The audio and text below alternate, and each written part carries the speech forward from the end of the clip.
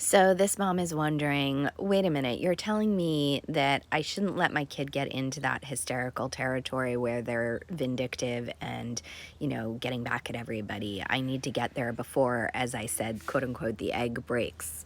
But what do I do? How do I do that? I can't get there fast enough. So what we want to do is actually take the data.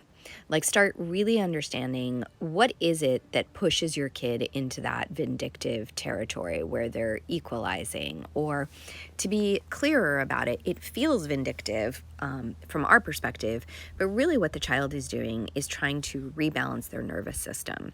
So what they're doing is saying, too much was taken from me. I don't like how this went. Here's what I need in return to feel safe again. And often their answers of what they need are kind of not so great.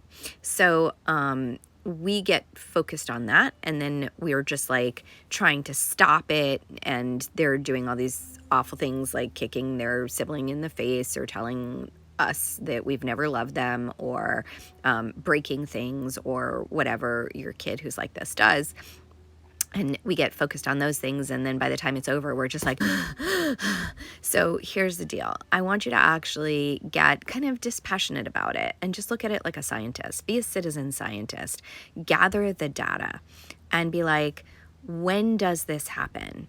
What set my kid off? And track your data for at least, let's say, 7 times of this happening, even 10. And then be like, what's the common thread? When does my kid do this? And that's when you begin to have data that helps you actually understand what your child is doing.